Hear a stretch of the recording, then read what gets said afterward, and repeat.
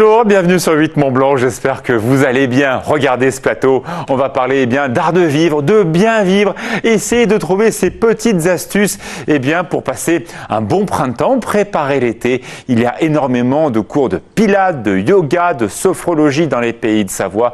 On va vous donner pendant toute cette semaine tous les bons plans pour améliorer votre quotidien. Notre invité politique cette semaine est le maire d'une commune touristique importante, il s'agit des Jouches. Bonjour Xavier Roseraine. Bonjour. Alors vous préparez l'été, bien entendu. Vous savez que cet art de vivre existe au pays du Mont-Blanc. Je me souviens que dans votre station, on fait aussi plein d'activités liées à ce ressourcement. Vous pensez quoi de tout ça ? C'est vrai qu'on est une station de sport d'hiver, mais on a la chance d'avoir une activité été et une activité hiver. Et en été, c'est le bien-être à la montagne, la marche, et puis après la marche, le spa, les tout massages. Alors évidemment, l'information du jour, on va en parler avec Thierry Paul dans quelques instants. Vous êtes venu avec la neige, il a neigé ce matin aux Ouches et même à Megève ce matin, le golf était fermé, il y avait trop de neige sur le parcours. C'est vrai que c'est la première fois qu'on voit nos tulipes ce matin qui étaient entourées de neige. Bon, ça a vite fondu, mais c'est vrai que c'est étonnant pour l'époque. Je vous présente Pauline Courceau qui est avec nous, qui va présenter son journal dans 28 minutes très exactement. Le premier titre, il a fait quand même très beau ce week-end pour les 20 ans des médiévales. Exactement, il a fait très beau et Julie Marchand est allée sur place pour justement faire un petit point après 20 ans de ce très grand événement, voilà, de cet événement médiéval, sur les premier époques événement médiévales. Juste après le Puy du Fou. Exactement, c'est même le plus beau apparemment européen qui existe. Donc Julie Marchand est allée faire un petit point pour voir un petit peu après ces 20 ans de succès, qu'est-ce que ça donne. Absolument. Deuxième titre, on parle d'environnement. Ça vous intéresse, je crois, Xavier Roseraine. L'extension de la réserve naturelle du Bout du Lac à Annecy. Exactement, elle a été agrandie de 15 hectares très exactement pour protéger davantage les espèces qui sont sur place. Du coup, plus de piétons, plus d'embarcations non plus. Emmanuel Jeude est allé y faire un petit tour et nous expliquera un petit peu tout ça. Alors vous avez une réserve comme cela, effectivement les aiguilles rouges. C'est une chance pour une commune d'avoir une partie de son territoire qui est comme ça protégée. Vous savez, l'attractivité des montagnes, c'est effectivement pouvoir faire du ski, mais aussi pouvoir avoir des espaces qui sont préservés. Et les réserves naturelles, dont celle des Aiguilles Rouges sur la Haute-Savoie, c'est un endroit magnifique où il y a toute la biodiversité qui est préservée. On verra ce reportage dans quelques instants d'Emmanuel Jaude. Troisième titre, c'est du sport. La montée en Pro B du club d'Aix-Maurienne. Exactement, c'est une remontée puisqu'ils avaient déjà connu la Pro B. Ouais. Ils ont joué le Final Four ce week-end. Ils ont battu en finale Saint-Vallier 78 à 70. On fera un petit point, on verra quelques images avant que Sébastien Germain en parle un peu plus dans son émission des sports. Mais voilà, on verra un club, cette fois-ci dans notre région, qui monte. Merci beaucoup Pauline. Je vous laisse vous préparer dans 27 minutes votre JT. Place de l'info, c'est parti. La place de l'info, notre invité politique cette semaine est le maire des Ouches, Xavier Roseraine. Bonjour. Bonjour. Vous étiez donc à Nice il y a quelques jours avec ce bel anniversaire, les 70 ans de l'Association nationale des stations et des élus de montagne. Il y a 3 associations. Pourquoi celle-ci est plus importante que les autres ? Toutes les associations sont importantes, mais celle-ci, elle a 70 ans. Elle existe, elle a été créée en 1946 et elle défend tous les intérêts de la montagne. Et ce sont des maires de stations montagne qui sont au conseil d'administration et qui sont adhérents. Alors, on va voir un reportage dans quelques instants qui a été tourné à Nice. On a bien senti que cette association veut traiter d'une manière équitable les grosses stations et les petits villages. Exactement, toutes les stations sont représentées et les cotisations sont faites pour les petites et les plus grandes stations et les intérêts de toutes les communes sont défendus au sein de l'Association des maires de stations de montagne. Il y a un an, on vous a vu, les maires de montagne, plutôt inquiets des réformes, surtout touristiques, qui très clairement vous enlevez une partie quand même de votre pouvoir. Vos stations, ce sont des marques que vous avez développées à l'international. Et là, cette fois-ci, on va le voir dans ce reportage, bien effectivement, vous sentez plus dans la prospective, dans l'action.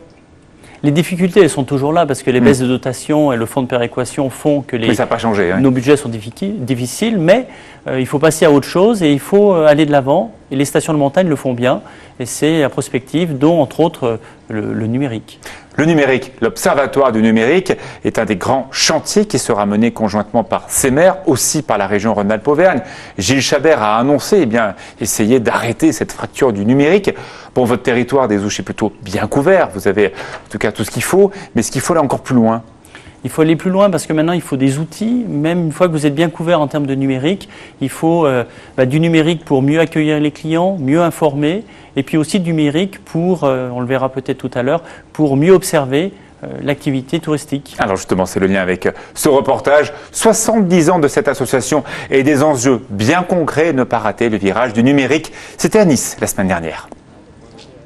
Il y a pile un an, les maires des montagnes étaient inquiets des réformes territoriales. Aujourd'hui, ils parlent d'avenir et notamment de numérique. L'Association nationale des maires de stations de montagne qui est réunie aujourd'hui à Nice pour parler du passé, c'est-à-dire l'activité de l'année dernière et puis se retrouver pour prospective des années à venir et toutes les actions qui seront menées. Et malgré les réformes, c'est bien le maire qui reste le garant du développement économique des communes. D'ailleurs, il parle volontiers de prospective. Nous sommes partenaires, elles sont partenaires, il faut les défendre, ce sont des gens qui vivent de cette économie très puissante, il faut rappeler des chiffres d'affaires considérables, les sports d'hiver c'est environ 10 milliards de chiffres d'affaires, beaucoup d'emplois, pour la France de rentrée de devises, c'est très important et dans ce cadre-là, nous vivons pas tout seuls, nous avons beaucoup de marques, beaucoup de supporters, nous sommes en rapport avec tous les fabricants. Et c'est à eux de vérifier que les sous rentrent bien dans la commune. Le reversement des taxes de séjour et ce grand débat avec ce site marchand bien connu, Airbnb. Nous, ce qu'on dit, c'est que la taxe de séjour est un vrai sujet important pour les collectivités. On veut simplifier la taxe de séjour pour le propriétaire en disant vous occupez de rien, on la prélève, on la collecte et on la reversera directement à la commune. Mais en gros, aidez-nous et donnez-nous ce fichier de toutes les communes qui prélèvent la taxe de séjour. Il y a 3 informations à mettre dedans et à partir de là, on le met dans nos fichiers et on peut la prélever assez facilement. Il faut véritablement leur tendre la main. C'est pas la peine de faire de la résistance. Il vaut mieux, un peu comme au judo, il vaut mieux accompagner la force de l'adversaire. On est toujours gagnant. Nous devons savoir anticiper cela et démontrer que nous pouvons garantir d'une saison sur l'autre l'accueil de ceux qui font des réservations longtemps à l'avance, qui se projettent sur les sites internet et que, quelles que soient les conditions météorologiques, nous saurons leur offrir les conditions d'accueil. Alors c'est la nouvelle définition du métier de maire. Un maire entrepreneur qui libère les énergies, mais qui reste toujours responsable in fine de ce qui se passe. Oui, c'est nous qui sommes les gardiens du territoire lorsqu'on est élus des territoires. Nous sommes également les gardiens des messages que la population nous passe, parce que nous sommes la courroie de transmission entre le peuple et ce que nous avons à administrer, ce dont nous avons la responsabilité. Il y a là véritablement une action qu'il faut avoir toujours présent à l'esprit, et quand on est cette courroie de transmission, il faut toujours le rappeler. Des maires qui remettront leur mandat en jeu en 2020, une date symbolique. Avec nous le maire des Ouches. Vous gagnez combien en tant que maire de cette station qui vous prend beaucoup de temps, j'imagine?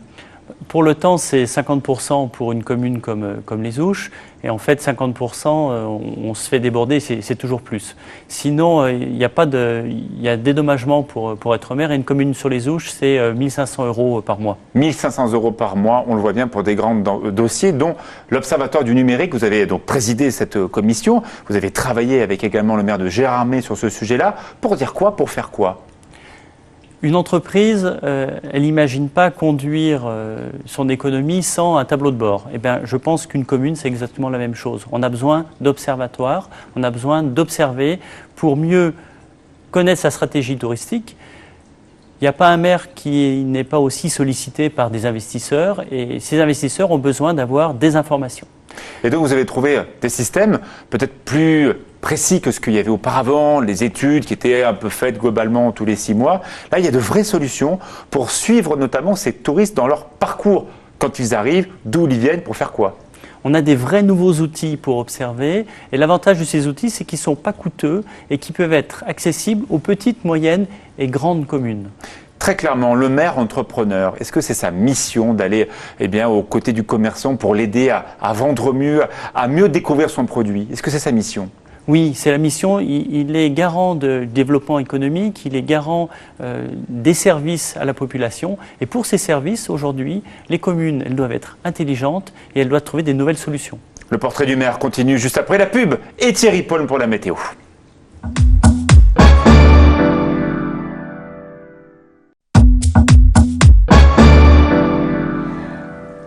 Si vous avez du mal à vous endormir, si vous êtes trop stressé, si vous ne savez pas comment améliorer votre quotidien, ne manquez pas cette émission Place de l'info. Toute la semaine, on va vous donner des astuces toutes simples pour améliorer votre quotidien. On remercie également le magasin Nature et Découverte du Centre Courrier à Annecy pour tout ce très beau décor. On va bien en profiter pendant toute la semaine. Thierry Paulme est avec nous. Xavier Ronsred nous disait tout à l'heure, bon alors, il va faire quoi cet été ?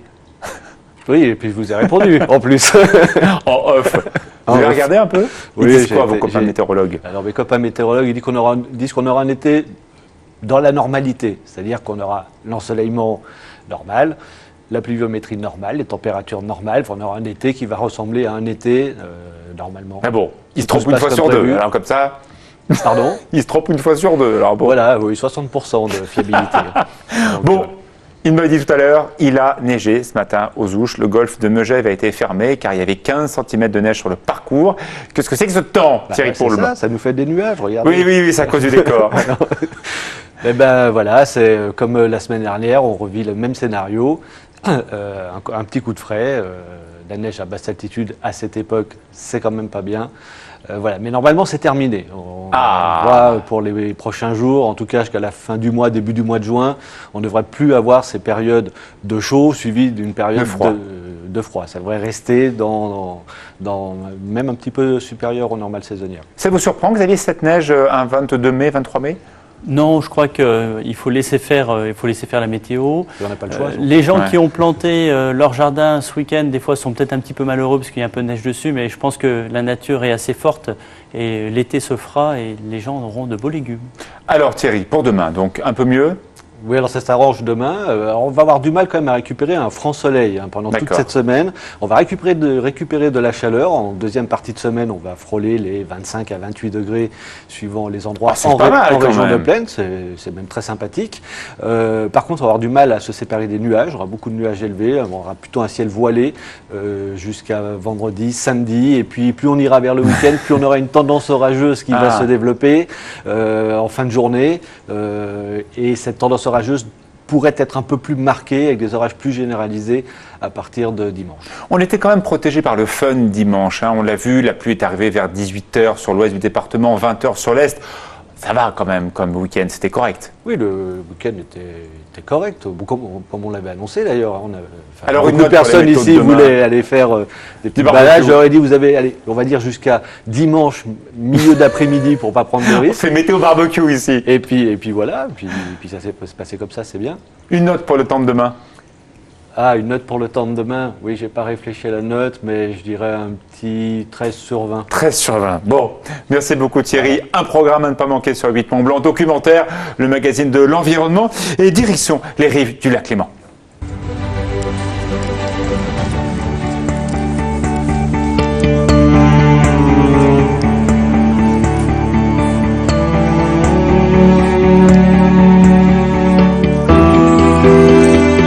Depuis 2008, il y a énormément de fer. Énormément. C'est vraiment des quantités historiques. Il n'y en a jamais eu autant, en fait, de mémoire de pêcheurs. Et c'est sans doute simplement lié à un ensemble de paramètres qui ont joué favorablement sur la reproduction, sur l'alimentation des jeunes ferrats au moment de l'éclosion. C'est lié donc très certainement à la qualité de l'eau. Donc on a une qualité d'eau qui évolue de par les politiques d'assainissement de l'eau. Donc on a un lac qui redevient, entre guillemets, propre.